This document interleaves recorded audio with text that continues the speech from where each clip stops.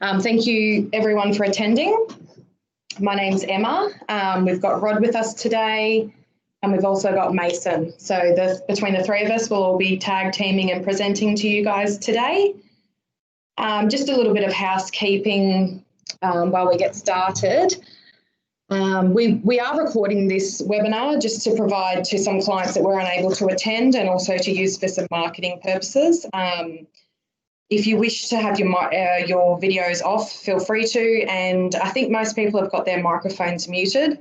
We want this webinar to be as interactive as possible, so if anyone has any questions during the webinar, just feel free to unmute your microphone and ask a question. That's no problem, or alternatively you can type your question in the chat box and we can answer then. We will have time for questions at the end as well, so whatever everyone's more comfortable with. Just over to the general disclaimer. So this is general advice only, doesn't take into consideration your financial needs, goals and objectives. However, we do offer a free financial planning consultation if you are interested in discussing your own specific situation. We can definitely arrange that in the office or over the phone. That's definitely something we can do. And we just thought we'd share with you guys today's webinar on COVID-19. It's obviously the big thing at the moment, the health pandemic. It's affected a lot of people, and we just thought it's an important topic to cover today. So I will hand you over to Rod to get started. Yeah, g'day, Rod here. Yeah, if you sort of listen to the news, and that the word they came up with all the time was unprecedented, and there's no doubt about that. But for people planning for retirement, whether that's tomorrow, next week, a year away, 3 years away, they're probably a bit uncertain about that. So we thought we'd run this webinar. We normally do sort of seminars pre-COVID every couple of months, but we thought this was a pretty good topic to cover because people might be a bit uncertain. And I suppose that's the word that we look at. We're trying to help remove a bit of uncertainty today. Where do I go from here? What's it look like? In the future, is my retirement still on track? Those sorts of things. So there's a lot of issues here today. We feel there's some good information there for people to take away and think about. So we'll get started. Essentially, it's all about what are the impacts of the virus on your retirement plans. We're going to talk about how much is enough in retirement, and that's changed a little bit because of the particular way markets are at the moment with interest rates, etc. So Mason will cover a fair bit on that, as will Emma. Where should my funds be invested? Is it still the same? Should it still be the same? Those sorts of questions. The things that you need to ask yourself once you retire is what I'm going to do with my superannuation in particular, and how do I live off that with an income stream? And you then have to make decisions more than you did before. The fund might have been with somebody else and they're managing, but now you're retiring, you've got to sort of take a little bit more ownership and direct involvement. We're going to talk about the various retirement benefits. There's some really good stuff in retirement for people that are retiring. A real lot of good stuff happens when you retire. It's pretty tax effective on the way through, but when you retire, there's some really good taxation benefits and ability to get money, etc. We're going to talk about retirement pension entitlements. That's sort of dealing with the age pension. How do I transfer my wealth to children? In the event of me dying, whether that's 5 years into retirement, 20 years into retirement, how do I sort of cater for that, and how do I do that? And how do I live in retirement? More than money. What we mean by that is we're going to go through some qualitative issues, things that are not necessarily money, but you've got to get up the next morning after you retire. What am I going to do? Those sorts of things. Just some qualitative stuff we want to talk about. Okay, so what COVID's done so far is, if you're just looking at pure investment markets and money, particularly our superannuation, etc., then in February to March, there was a bit of a hit there, and the markets have recovered. Mason's going to go through that in a bit more detail, but there was a bit of a hit between February and March, and there's been some recovery. But the recovery is very spasmodic depending on what market you're looking at, and even within the market, different like shares, for instance, have performed differently in this current environment than what they ever did before. So he's going to go through that and just talk a little bit more about what you should be wary about if you're thinking about retiring. Government intervention, well, you could call it intervention, but what they've had to do is keep things ticking over, and we've never seen a thing called JobKeeper. None of us have ever seen that, and that's just something that's going to keep employers and employees on the book, so to speak, and ticking over. Not job seekers obviously had to be increased. The early release of super, we've never seen that, where you were able to get $10,000 or $20,000 of your super early. So the government wanted that to go back into the economy and obviously boost activity, etc. So that was a strategy. That they're assisting in things like rent relief and eviction bans. Banks are assisting in loan deferrals. One of the things we've got to all deal with is interest rates at record lows. Mason will go through that in more detail, but you're lucky to be getting 1%, if you're lucky, in term deposits and cash interest at the moment. There's job losses and there's redundancies naturally. For a 64-year-old who gets made redundant today, he might be pretty happy about that because he was going to go in a year or two anyway. But a 38-year-old with a couple of kids and a family and a mortgage, they might not be so happy about it. So it's all just a horse for courses thing sometimes, these things.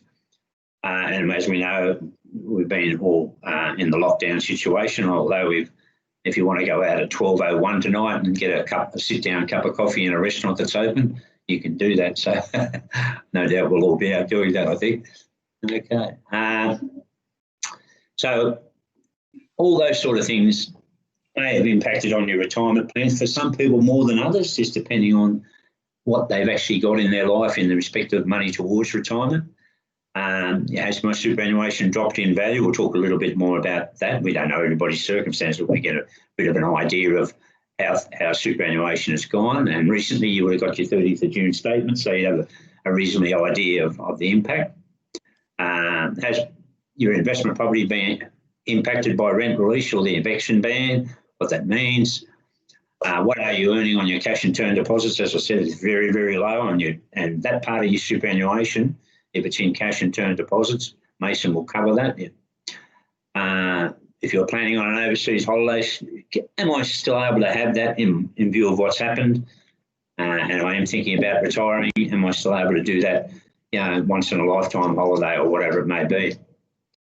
Do I need to find a new job? And if I do, what are the impacts on that in respect of what might have gone negative for me in the sense of, things have fallen away and cash at bank at home loans aren't up to date. My credit card's got a bit out of whack, those sort of things. And you may have even deferred your loan repayment. So what does that sort of mean? Mm-hmm.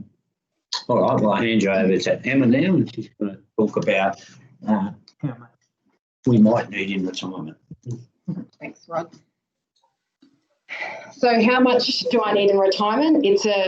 Short answer to that is it depends. So throughout your working life, you're in what we call your accumulation phase, and whether that's money going into superannuation, money going into an investment, paying off your home loan, you're accumulating to be in a suitable position for when you do eventually retire, and you're in your decumulation phase.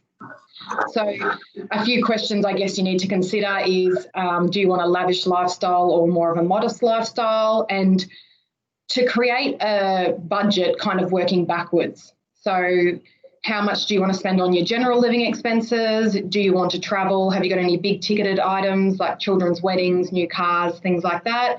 And are you retiring with a little bit of debt? Do you need to kind of tidy up your debt, and what's the best option to clean that up before you do retire? There is no one answer. Everyone is different, but we can't stress enough the importance of having a budget. And while you're in that accumulation phase, you're identifying your surplus cash flow and what best to do with that before retirement, and then in decumulation, how you will support your lifestyle throughout retirement. So just round figures, say you had 500,000 invested, it earned about 5%, you'd be earning about 25,000 from your investment. If you wanted to live off, say 40, where would that 15,000 be coming from? Is there a little bit of age pension? Do you draw down a little bit on your capital?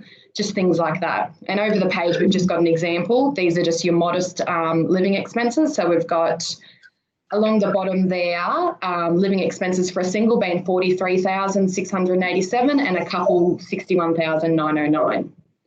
So if you're willing to, you imagine while you're in accumulation phase, you're building up. If you're willing to build down your capital or to eat into your capital throughout retirement, you don't really need that couple of million, to be able to retire. So what we've done here, we have worked backwards. We've purposely wanted your funds to run out to zero at age 87. And then we worked backwards to see what you would need at age 65. And just covering off on those assumptions there, we've got retirement at 65, homeowner, inflation of 2.5%, so the cost of living going up, cost of bread and milk becoming more expensive, an earnings rate of 4%, so taking that quite conservative, that's income and growth, and lifestyle assets of around 50,000. So that's like your home contents, motor vehicles, things like that. If you wanted to maintain your capital, you would be looking, I think over the page here, single 1.4 mil and couple 2 mil. So that would be that investment is earning or is returning your living expenses and maintaining capital. So that's where you do need a couple of mil if you want to retire and I guess pass on that higher inheritance to your children. But if you can kind of fall in the middle there somewhere, I think you're in a pretty good position. Again, the same assumptions used there.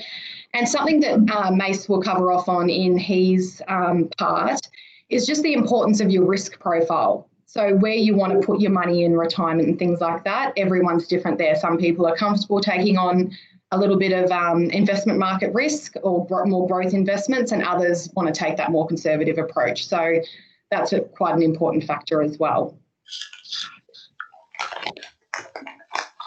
And how do I draw an income in retirement? So a lot of Australians use what you call an allocated pension, which in effect is your superannuation being converted to an allocated pension upon retirement. So you can choose to draw from this allocated pension weekly, fortnightly, monthly, quarterly incomes. And most retirees choose to use this allocated pension as a wage replacement, those that are used to being employees and getting paid from their employers, or business owners making drawings from their business. This allocated pension kind of replaces that and works as your new wage for retirement. And where should my retirement funds be invested? I'll hand over to you, Mason. Thank you, Emma. Thank you. Quite an interesting question. And there's no yes or no or correct answer. It really does depend on the person. So what I'll start off with is talking about interest rates. So if we go to the next slide, we're in a low interest rate world at the moment. So what that means is interest rates are at record lows and they're expected to stay for years to come. So the RBA doesn't expect to raise rates in the next 3 years, and there is still talk they may cut them even more so than they already are. They're currently at 0.25%. And as we've seen over in the European countries, they actually can go negative. So don't think that they can't go below zero, because they actually absolutely can. And what happens in this type of scenario is if you're in a negative world, you actually have to pay the bank to keep your money sitting there, and vice versa, the banks actually pay you to borrow money. So it's quite a weird world that the European countries are currently in. While the RBA, and by RBA I mean the Reserve Bank of Australia, doesn't want to do that, it is in the realm of possibility. So it's something to definitely consider. And how this sort of impacts a retiree is cash and fixed interest. Your safe side of your investment, you're lucky to earn 0 to 1% at the moment. So while safe in terms of volatility, and by volatility I mean the ups and downs of the market, you are now at risk of your funds not earning enough and actually running out early. So gone are the days where you could have your money simply sitting in a term deposit, earning enough money to live off.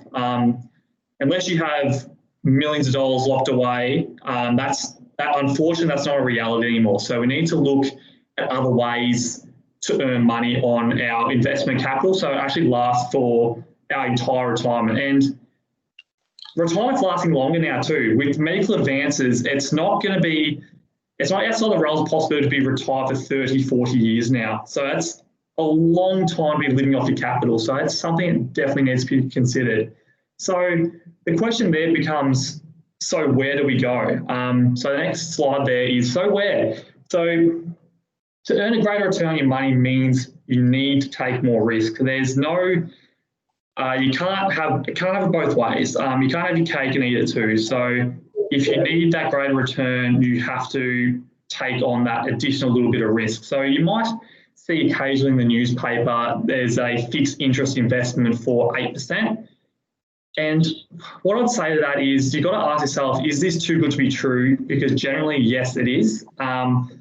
Look, if a bank can only offer you 1 or 2% maximum, how can these people offer you an additional 1, 2, 3, 4, 5% more than the banks can?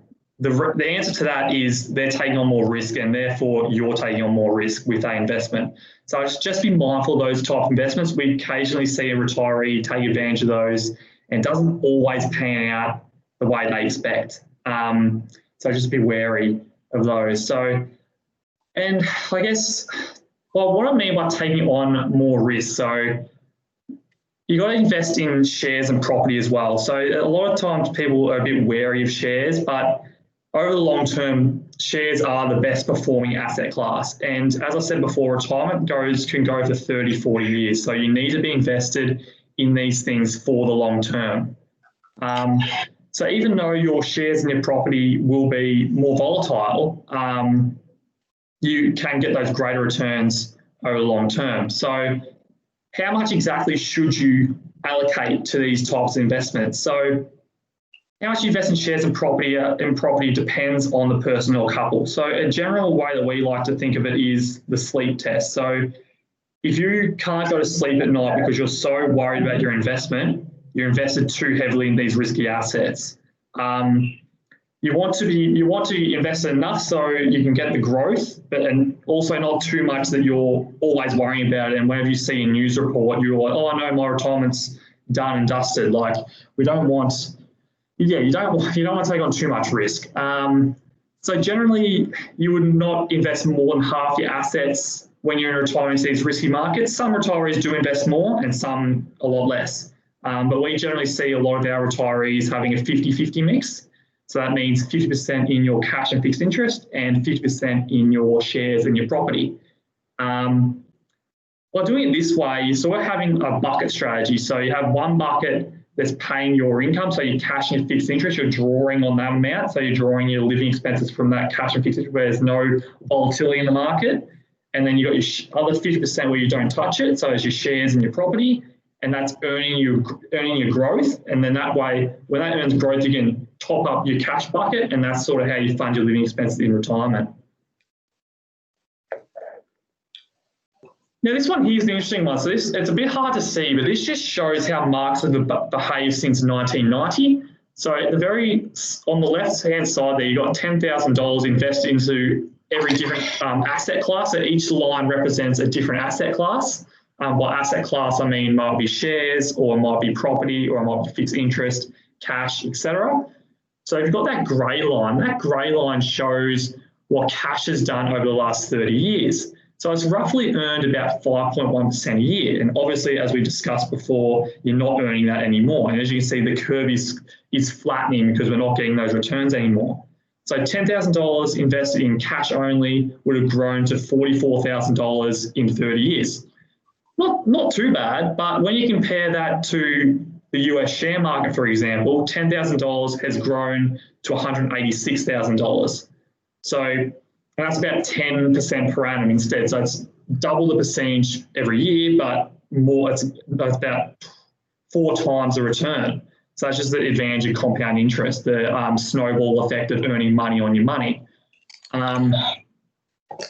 So in this respect, the cost of being comfortable was $140,000. So while you don't get the ups and downs, as you can see, the squiggly lines represent the volatility of the asset classes of shares and property, whereas cash is very straight and not much volatility. There is a cost to that comfort, and that's something you've got to be aware of. So it's all well and good to be comfortable, but just be aware there is a cost to being comfortable. That's all I wanted to say about that one. But yeah, that's a great chart, and we can send it out to anyone who does want that. It's one of our favourites that we use with a lot of clients. It just illustrates the returns on market very well. Mason, would it be fair?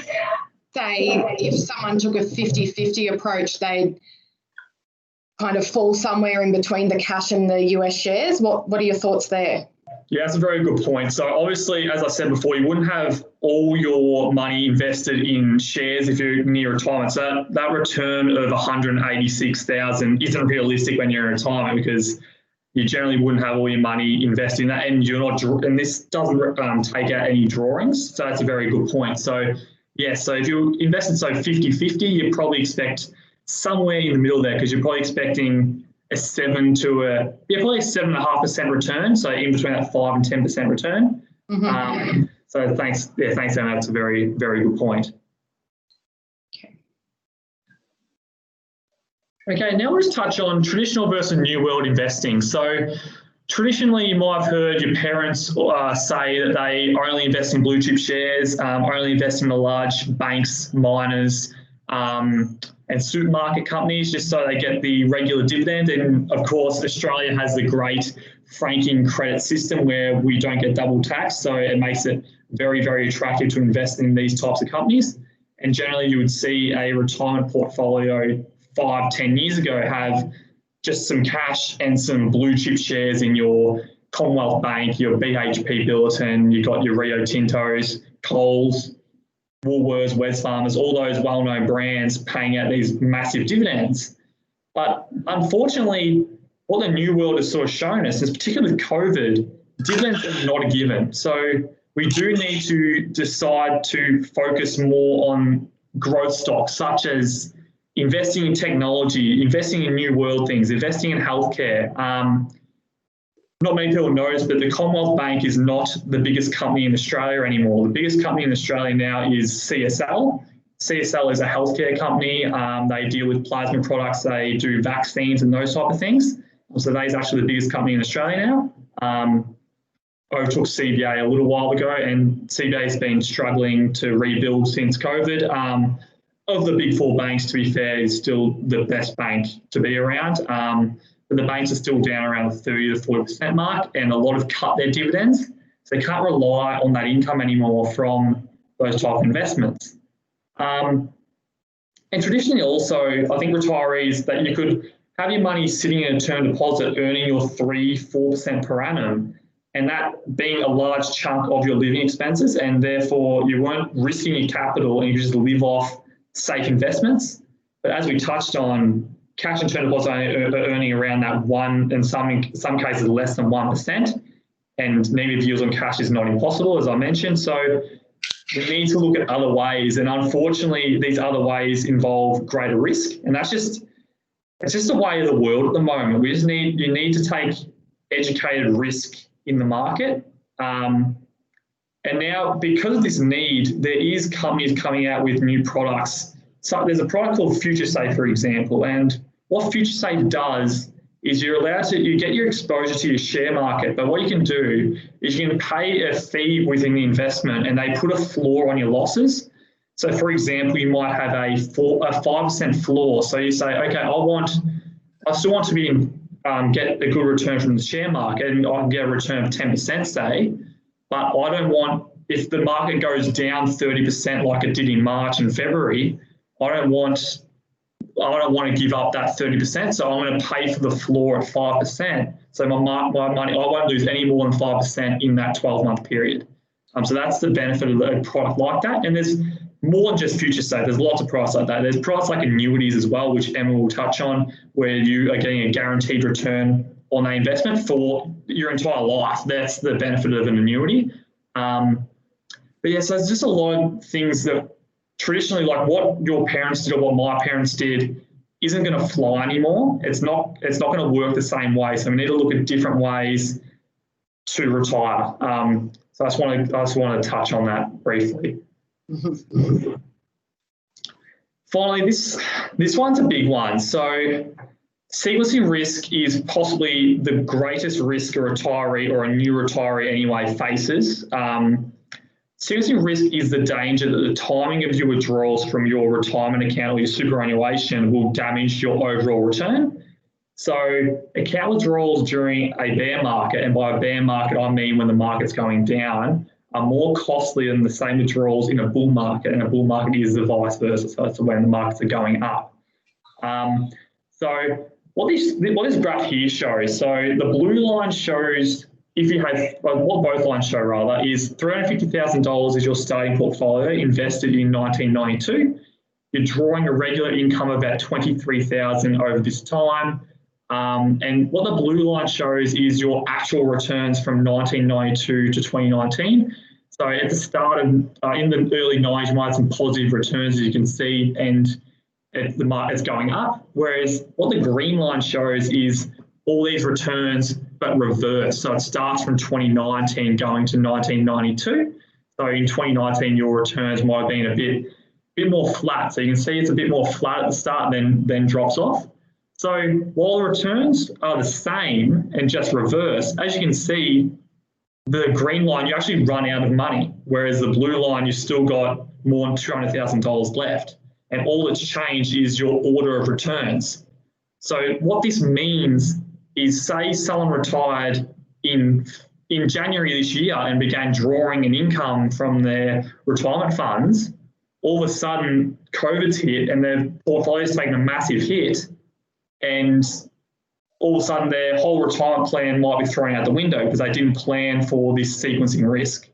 So the timing of retirement is absolutely crucial. So we just touch on the next slide there, Em. Yeah, so the consequences of sequencing risk is definitely greatest in the years either side of retirement, so the few years before and the few years after, when more of your money is exposed to these potential losses. Before you actually retire, so if this happened, if COVID happened and you hadn't quite retired yet, you might say, oh, okay, my super's taken a bit of a hit. I might work that a little bit longer to help it rebuild before I start to draw on it. Unfortunately, it's a lot harder to go back to work after you've been retired for a few years. So if you've been retired for a couple of years and all of a sudden your portfolio has taken a bit of a hit, you can't do a lot about it at that stage. It's a bit late. So yeah, that's a crucial part of sequencing risk. But how do you reduce this is a good question there. So on the next slide, we touch on a few strategies on how to reduce this. Unfortunately, the only way to reduce it absolutely completely would be to move all your money into cash, so you've got no market volatility. But then, as we've already discussed, moving it all to cash it creates a whole new risk, creates that risk of running out too early. So there's no, as again, you can't be taking it too here. So what are some realistic strategies we can employ to minimize this risk? And the biggest one is diversification. So don't have all your eggs in that one basket. So what I mean by that is have your spread of your cash, your fixed interest, your shares, and you probably have a good even spread like that 50-50 mix we spoke about.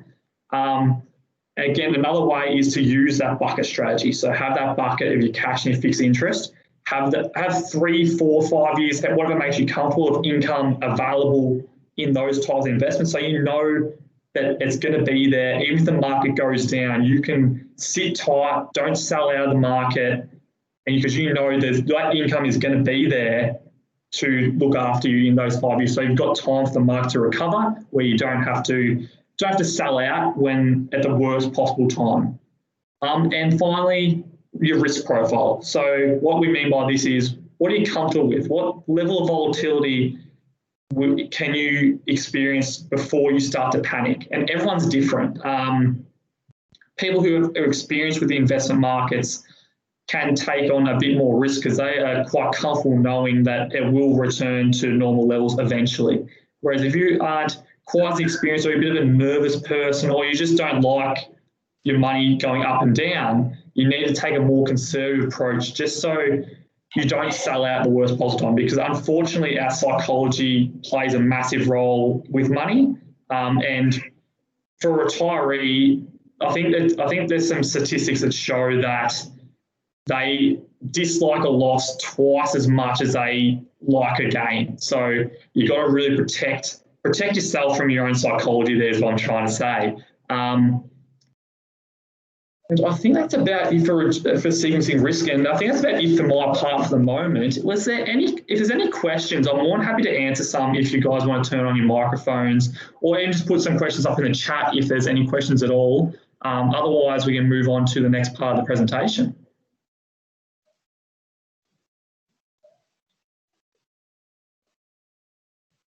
Okay, beautiful.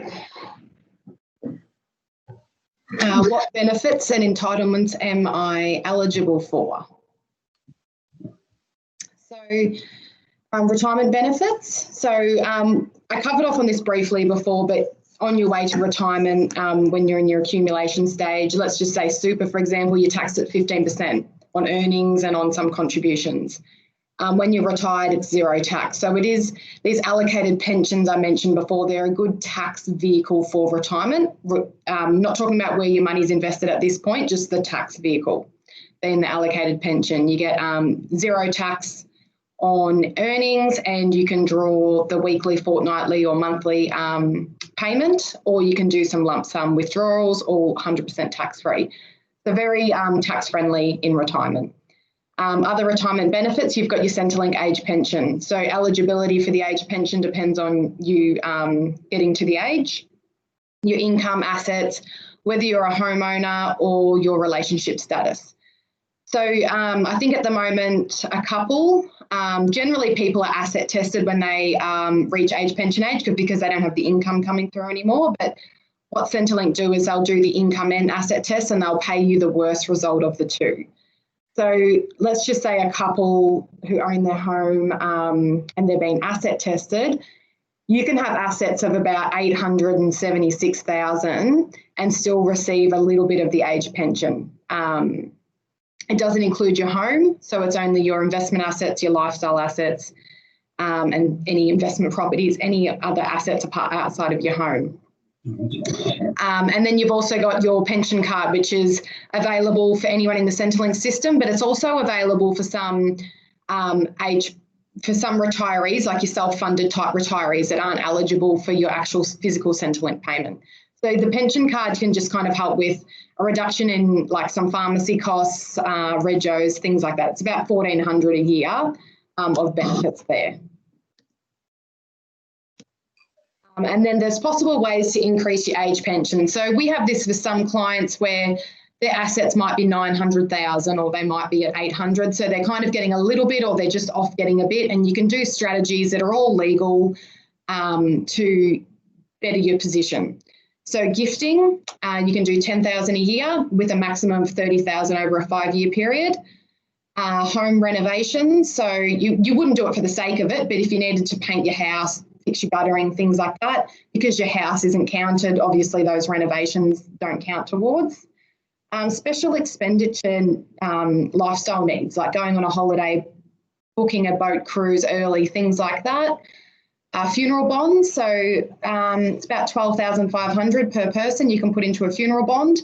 And all it is, it's a fixed interest type instrument that is payable to your executor or beneficiary on your death.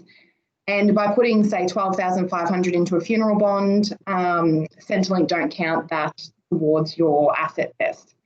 And then there's also asset-friendly investments like annuities. So I'm not sure if anyone's heard of Challenger before. They offer annuities, and they're life insurance type products. So they used to be very Centrelink friendly. Centrelink wouldn't count 100% of the investment, and then they stopped being Centrelink friendly, and now they are. So for example, if you put 100,000 into a Challenger annuity, Centrelink would only count 60,000. They only assess 60%.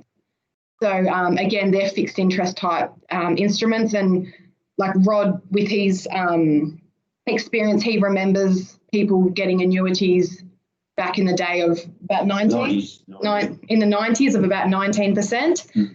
Nowadays, these Challenger annuities, they're like fixed interest, so a little bit higher than term deposits, probably get 2 or 3%, but they're that guaranteed income that you can get from your annuities. But yeah, again, 100% safe. So with 100% safe investment also becomes or returns the lower returns like your cash and fixed interest. But again, coming back to the risk profile we mentioned before, having and the diversification, kind of spreading out your eggs a little bit, sometimes these annuities can be beneficial to an overall portfolio. Emma, I'll just stop you there quickly. Heather's just asked a good question there, if you could touch on that for us. Yep, sorry, I can't see them. Do you mind reading it out? Oh, no worries. Yeah, no. So Heather's asked, what is the definition of retirement, please? Can you earn any income outside super to get these same benefits? For example, casual employment. Yep, so your definition of retirement would be when you finish working in the workforce. Like, I'll just give you an example. And Heather, I know you haven't asked this part of the question, but when the government extended what you call preservation age for superannuation, or extended when you could get the age pension, a lot of people commented saying they couldn't retire, or they had to wait a few more years to retire. So if you build enough wealth outside of, say, the superannuation system, you could retire at 50 or 55. It's just that you've got to have, like, if you retire from the workforce, so that's the definition I'm referring to, how are you going to live if you've got 5 or 10 years off assessing your super? So with working part-time, you can retire from the workforce and you can come back and work part-time and things like that. With Centrelink, that's a whole nother ballpark with being able to work. You can earn up to, I think it's about 300 a fortnight of part-time work that Centrelink won't consider when they're doing their income and asset test. And the other thing I might just mention too, when you do retire from the workforce, and if you're at the age where you can access your super, an easy way to remember that would be, so you've retired from the workforce and you're able to access your super. If you withdrew that money and went and spent it and had to get a job the next day, you're entitled to do that. Like, the government can't control that. Their aim is for self-funded retirees, but yeah, your definition of reaching with superannuation, reaching your preservation age, retiring from the workforce, you could go back. Some people retire and they decide they don't like it and they choose to go back part-time. So sorry if that was a bit all over the shop, but it's a bit of a broad answer, I guess. If Mason or Rod want to add anything to that? Yeah, I guess what I'll say there, Em, is, yeah, I think you're right. So what the definition of retirement, it's sort of different for everyone. But in terms of, there's certainly rules around around your age and whatnot to access your superannuation. That does depend on your date of birth, as you did mention there. But yeah, so the government's quite good. You can still be casually employed and still get your full benefits. So it's very good, because they do encourage people to continue working, because it's good for them too. It's good for people to stay working. It's good for the economy. So they're all for that. So I hope that's really answered your question, Heather, there. Sometimes people are confusing retirement with the age pension, and obviously the age pension's moved to age sort of 67. But once you turn 65, whether you're working or you're not, you can get your super. It doesn't really matter. Once you turn 65, whether you should or not, that's another issue, but you can actually get your superannuation as a lump sum or pension or whatever, as long as you're 65. In between 60 and 65, there's a lot of options. You can, if you're continuing to work, your money might still be required to be preserved until you retire. And if you haven't retired, you might want to go a couple of days a week, and therefore you can start your pension early, which you're allowed to do. So there's a lot of different options available to people between 60 and 65. But at 65, it's not an issue. You just take whatever you need, so to speak. Yeah. Hopefully, that answered your question, Heather. So now we're just going to cover off on how do I transfer my wealth to my children. So a little bit on estate planning. It's for, first and foremost, importance to establishing a will. And when you do establish a will, you list your assets and liabilities, probably your more significant assets and liabilities, and you nominate your executor, administrator, beneficiaries, and your powers of attorney. So with your executors, generally, if there's a husband and wife situation, they'll do each other as their executors and beneficiaries. If there's a second marriage, or there's a worry of, say, I'm going to cover off on powers of attorney, but there's health worries, someone might ask their accountant or lawyer or brother-in-law to be their executor. So someone that, well, not so much brother-in-law, but someone with your lawyer and accountant, they're a little bit like arm's length. And then they're not so in with the family and things like that. So it can be an important consideration. Just someone, I guess, when there is a death in the family, people can get very emotional and things like that. And to have a level-headed executor is probably an important consideration. And your powers of attorney, which you can establish through your solicitor as well, is your general, medical and financial powers of attorney that you can nominate, say, your adult children or brothers or sister-in-laws or whoever you're comfortable with, just to act on your behalf. And that's important if, say, there's obviously like a car accident or dementia and things like that, where you need someone to be able to sign for you and things like that and make decisions. So they've obviously got to be a trusted person.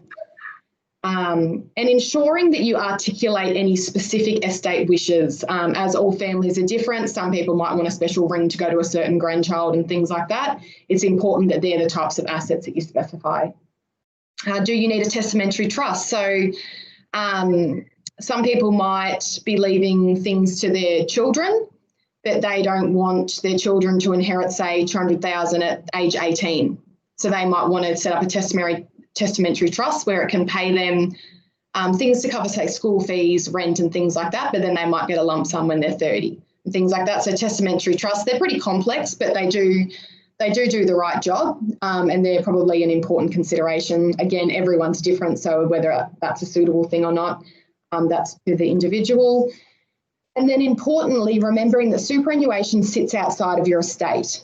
So within your superannuation fund, and I'm sure everyone's seen, whether self-managed or just a normal super fund, you can do your death binding nominations. And if you do it to your spouse, that goes directly to them at death, or you can actually nominate your estate as your death binding nomination, which then it forms part of your will.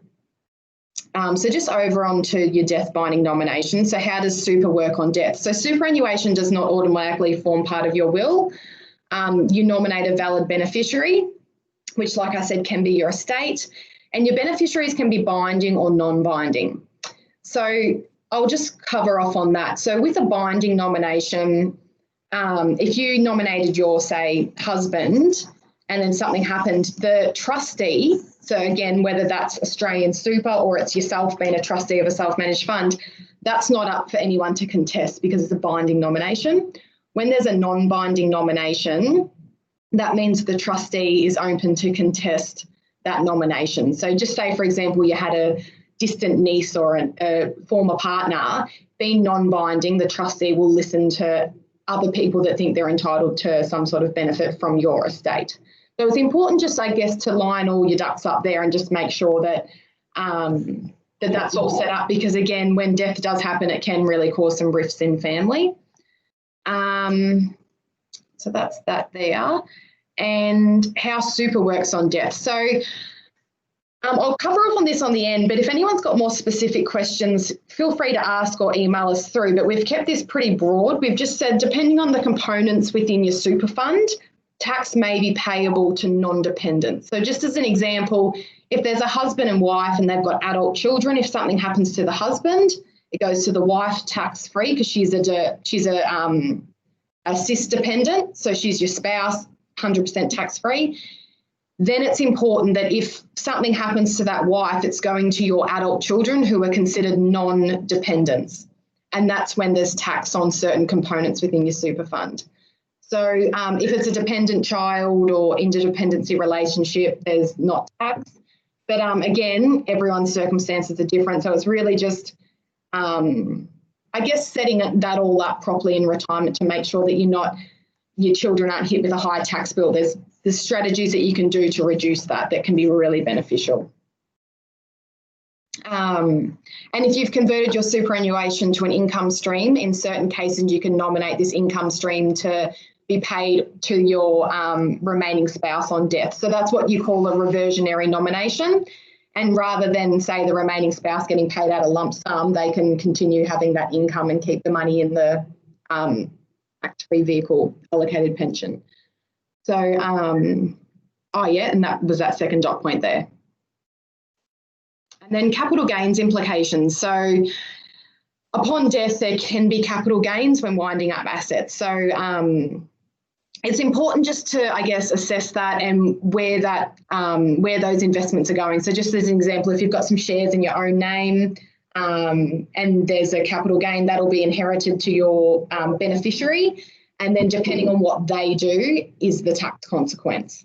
Money in super, like this is a little bit morbid, but if you knew you were going to die, you'd withdraw your super. You'd withdraw it tax-free and contribute it. But in a lot of cases, you don't know you're going to die. So just little things like that. And like obviously your accountant or financial planner would be able to give you more personalised information on, I guess, what your situation in that position is.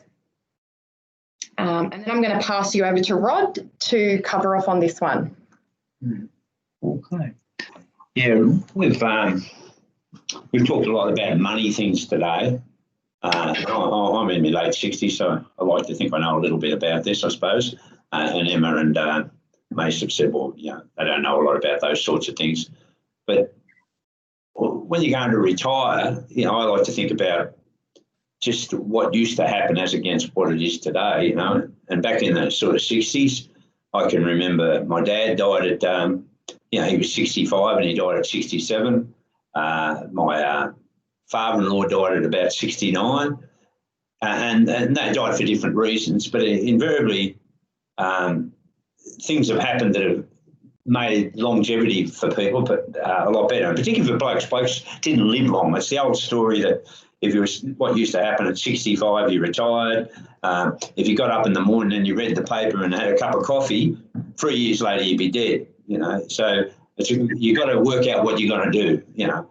And with advances in, you know, like prostate cancer, bowel cancer, just blood pressure tablets, men are living a lot longer. You know, they're still not living on average as long as women, but men are living a lot longer, well into their 80s and that. But that definitely was not the case in the 50s and the 60s. And, you know, the government would love that today because it had cut down their social security bill. They want you to die early. No, they don't. Anyway, so planning for retirement lifestyle is pretty important, I think. And I think it's actually more important than money, because the next day you've been working 40 hours a week perhaps, and the next day, what are you going to do? You know, what am I going to do? I've now got 40 hours per week spare, and you know, my wife or my husband probably doesn't like me that much. They'd probably rather me be at work or something. So retirement's like starting a new career that has no days off. The most important thing, I think, is you must have a reason to get up in the morning. I don't know what that is, whether that's projects, part-time work, community work, whatever. But here we've listed some ideas for people. So keep in mind, must have a reason to get up in the morning. Otherwise, I think you'll be dead in 3 years if you don't. And a lot of people have this well planned out. I'm not saying everybody, and they're going to do this for the first year to travel or whatever, and they're going to do some part-time work. Now, I've got a mate, he's 64 in Sydney, and he retired, and for the last 8 months or so, he's been doing community work in a blood bank. So he goes there and there's people getting blood, and he's got to help them have a cup of tea and all that sort of stuff. And he probably does that about 15 hours a week or something. And that's just community work, good stuff, gets him out of the house, those sorts of things. He does other things as well, but that's probably one thing that he needed to sort of just build something in there to keep his mind active, and rather than just having a gap of another sort of 15 or 20 hours a week. Part-time work, slowly transition to retirement. There's a lot of things you can do with your super if you want to live off a bit of your super and do some part-time work before you're 65 or 67. You can do that. I'm actually doing that myself, you know, so that's which is good. Projects, you know, manual things that we wanted to do around the house for my daughter or my son or whatever it might have been. I'm a great believer in learning, so yeah, a project can be, I've never learned that, but I wanted to. And with the world of the internet, there's so much you can learn. You can sit down and watch 40 YouTubes on how to do needlework if you want to do, or how to, you know, make a cupboard. There's just so much more learning you can do. Exercise, that goes without saying, for obviously health reasons. Charity and community work, there's a lot of things out there that are available, not just like the blood bank, but just, you know, working with senior citizens, you know, helping out in different things, volunteering for different things. Holidays we talked about, that's pretty obvious in sport. You know, obviously I think that's something which just generally helps to continue the social side. For in retirement, you're not going to break records and win Olympic medals. It's more about the social side of the sport. Make a bucket list, like that great movie we saw with Jack Nicholson. Make a bucket list of the things that you want to do and do them. You know, that's you know, rebuild old relationships. you know, sometimes we've got friends and they're still friends and we made a contact maybe once a year or something. Well, maybe you can just sort of set some times where those sort of friends you're going to contact more often. And particularly with Zoom and what we're doing now, it's so much easier if somebody's interstate, a good friend, to talk to them every 3 months and look at them at the same time. So I think that's great. I mean, the Zoom's opened up a whole new world for people. And I think that'll come out even more in the aged care centres, you know. Renovations as anything to do with keeping you active and sport and exercise, and renovations keeping you doing some manual work, I think is a good thing. Study, complete a course, not just learn, but you might want to actually complete a course. And that's not exhaustive. We're not experts at the psychology of retirement. We're more into the money side. But I actually do think it's very important that you have a reason to get up in the morning and that your day is sort of reasonably planned. You're not going to put in 10 hours a day of things you're going to do because you've had enough of that all your life, but you might put in, you know, I'm going to do this every morning, I'm going to spend an hour on that and 2 hours, you know, so you build in your day and a reason to get up. Some other things that you need to think about in retirement is, you know, am I going to stay where I am? And even though you might be 65 or 68 or 70, and you might say, oh, I'm pretty healthy, we'll stay where we are. And I think that's a good thing. But just sort of look ahead and say, well, you know, do we want to stay here? Do we want to go down and live on the river or on the beach, come here for whatever it might be? Do we want to downsize? If you downsize in the same area, most of us know you don't make any money unless you're in a, you know, 6-story house and then you move to a 2-story one-story one or something. You don't make a lot of money downsizing in the same area. I think we all know that. Especially if you're used to a particular sort of house and you go to the same sort of house, you're probably not, you know, so downsizing might make you some money, but it might be something you just want to do because it's too big to look after. Do I eventually want to move to a retirement village? Keep that in mind as well. And again, that has its own things to consider, not just that you're moving house, so to speak, to a retirement village. It's you know, am I moving away from friends? You know, am I going to proactively make new friends? All those sorts of things you need to consider for both people in the family, both the husband and the wife or partner or whatever, because one might be very active in that area and the other mightn't be, and it's got to be considered in case one dies. You know, so, and what following on from that, obviously retirement village, eventually it's either nursing homes or aged care, and those sorts of things. We did a lot of work on this about a year ago on aged cares and, you know, the financial side of it. So we're a little bit up on what happens for people, and particularly for the people, the children of the people that are going into aged care need to understand the ramifications money-wise and other sorts of things. So it's just something to think about. Even on the day you retire, you still got to think about where that might head, even though it might be 20 years away. Okay, so we've covered a lot today. So whether you're retiring tomorrow or in 3 months or 3 years, COVID might have knocked that around a bit. And generally that means knocked it around a bit because you might have lost your job and you're not going to be working for the next 2 years, or your super's taking a bit of a hit, or, you know, your property's not worth as much, whatever it might have been. So if it's a couple of years off, you can plan, but even if it's not, if it's only 3 months off, you've still got a plan. And we can't put enough emphasis on that. Cannot put enough emphasis on doing a budget, because the budget is what, you know, that's your lifestyle, that's what you do. You know, you go for coffees, you know, you're a member of a club, whatever you do, your food, what you like to eat, those sorts of things, what sort of car you like to drive. Do a budget. You can't put enough emphasis on it. The second thing, may spend a lot of time on talking about asset allocation. How much? What am I? Am I 50-50? Am I 30-70? What can I do to make myself feel comfortable and make my money last, or whatever? And therefore, when you're working backwards from your budget, do that estate planning stuff, the will, the enduring power of attorney, and importantly, again, with your investments and that, think longer term. Just don't think about, you know, even the qualitative stuff. I'm going to have a holiday for a year. I'll worry about everything later. I don't think that's a good thing. I think you've got to think, yeah, what am I going to do when I come back? What's going to happen here? Are we keeping the house, or what are we doing? Yeah, so as I said, we covered a lot of issues today. It's impossible to sort of cover every scenario.